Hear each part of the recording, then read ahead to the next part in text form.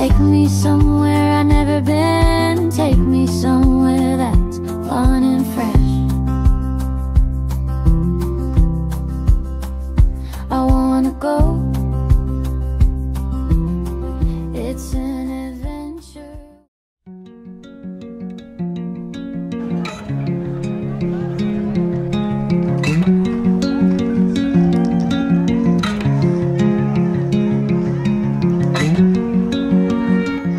So we are looking out to that view.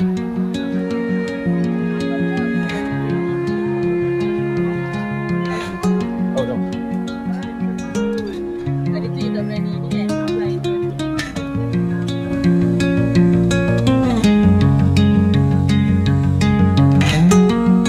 Kali ni kita orang dekat Kintamani sambil tengok view best gila. Gunung Batur depan mata. Tengok tu. Why? It's like how many times have we been here? Okay. Adik, say hello. Dekat sini suhu dia sejuk macam dekat kamera highlight tu. Bila angin dia tiup kena kat muka, rasa best. Bila kena rambut boleh terbang-terbang macam ni. Sambil makan-makan dekat Grand Puncak Sari restoran ni, kita rasa happy sangat dan bersyukur sangat juga sebab dapat nikmati pemandangan dekat sini.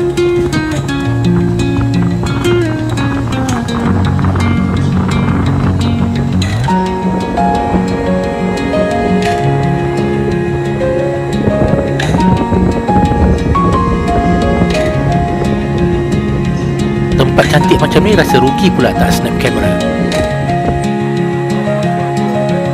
Apa lagi? Jom kita ambil gambar. Jom.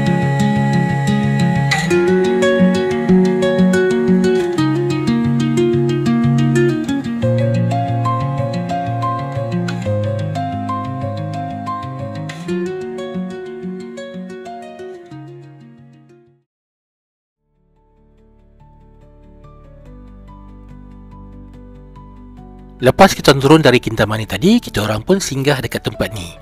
Nama dia Cantik Kopi Plantation.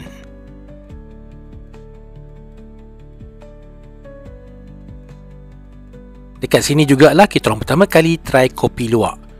Yang orang panggil pup coffee tu.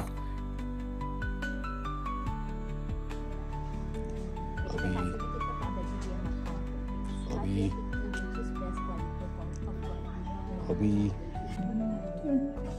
Sorry. Lemon tea, and last is avocado coffee. Jadi Bali Coffee je yang kosong, yang lain dah ada coconut sugar. Sama untuk kopi dah ada soya cream. Jadi boleh try semua ya. Okay, terima kasih. Sama.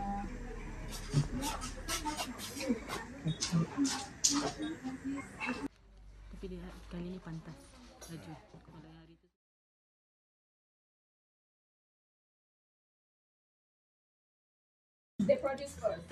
Yang ni luwak kopi. adik, so bagi ambil ni. Okay, taste.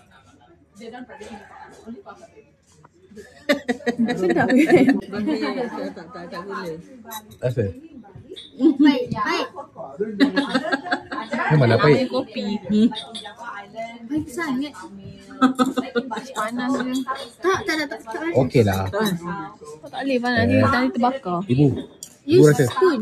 Ibu rasa pula. Ibu ambil dekat. Careful jangan tarik. Yes, careful ibu. Okay, ibu bagi review.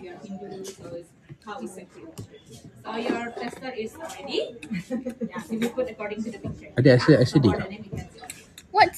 Acidic. Dia kan kalau dia acidic macam nak sepatutnya, tapi kalau lower caffeine, dia tak rasa acidic kan? One sugar? You don't need sugar? Later we put sugar. We want to try it raw first. Raw. Nice eh? Mula-mula semua macam betul ke nak minum kopi ni? Tapi lalas semua cawan licin. Kalau korang nak tahu macam mana rasa dia, korang kena datang sendiri cuba. Rasa dia macam ada special sikit lah.